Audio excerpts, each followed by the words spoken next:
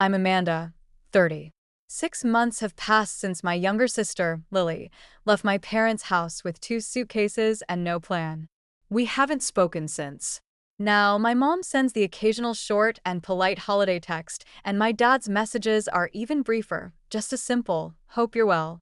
The endless lectures about helping family have stopped, replaced by an uneasy truce. It all started at a family party.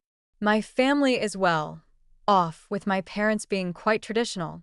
My father is a strict man who values rules and order, while my mother is overly lenient towards Lily. Lily, 22, has always been the carefree one in the family. She doesn't have a stable job, constantly hopping from one wild idea to another, yet she always manages to flaunt the latest designer items. At that party, she cornered me between the dessert table and the patio door. With a sickly, sweet voice, she said she needed $29,000 for a new business idea that was going to be a huge success. I laughed it off at first, but when I realized she was serious, I firmly refused. She just gave me a creepy smile and walked away. An hour later, I saw her standing by the pool, holding my laptop. Before I could react, she smirked and said, "Oh, sorry. I accidentally dropped it."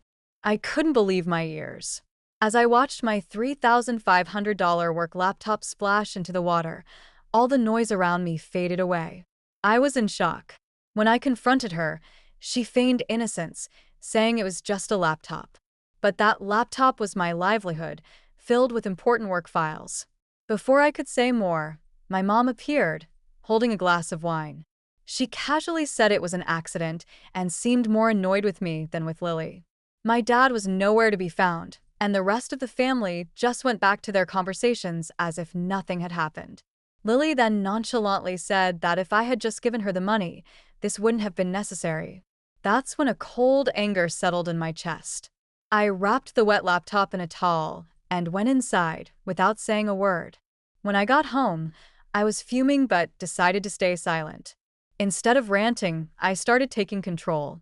I changed passwords for all my entertainment accounts, including Netflix, Amazon Prime, Spotify, Apple Music, and Hulu. I also locked the joint credit card my parents had added me to in college and shifted my savings to a private account. The next morning, Lily started texting me, complaining that she couldn't log in to her usual accounts. When my mom called to scold me for being petty, I calmly told her it was about setting boundaries. She got angry and hung up.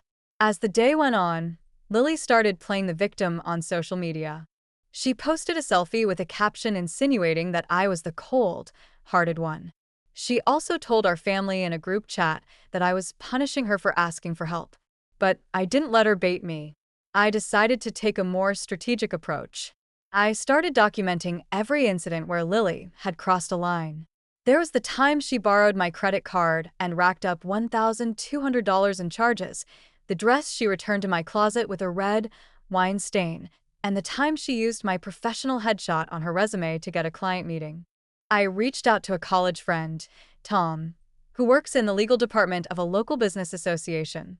I casually asked about the legal consequences of someone using another person's name and credentials without consent. His answer was exactly what I needed. Then I found an opening. At a brunch, I overheard one of Lily's friends gossiping about her new business venture. Lily had been telling people that I was her silent partner and marketing mentor. I went home and started digging for evidence. I found a blurry photo of her work setup with my old logo on the screen and a pitch deck she sent to a potential investor with my name listed as an advisor. Over the next few days, I gathered more evidence, including Instagram screenshots, emails from investors, and chat logs where she admitted to teaching me a lesson by destroying my laptop. I put all this in a binder, creating an airtight case. I forwarded the binder to my lawyer friend, Mark.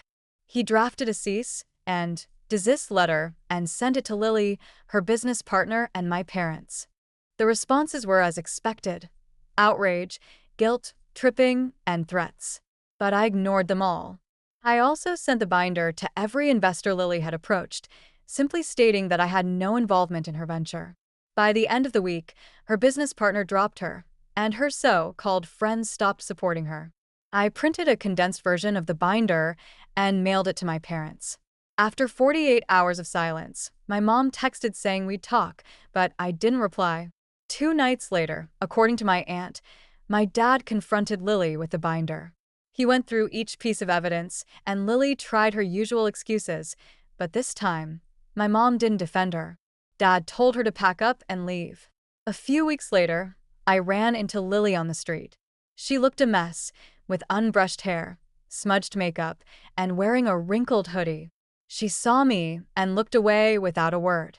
I just kept walking. I wasn't seeking revenge anymore. Justice had been served. I've learned that boundaries are crucial. I've built walls around my life, and I'm more in control than ever. My business is thriving, and the new laptop has already paid for itself twice. I still keep the binder as a reminder that standing up for myself was the right thing to do. In the end, the most powerful revenge was walking away and letting her face the consequences of her actions.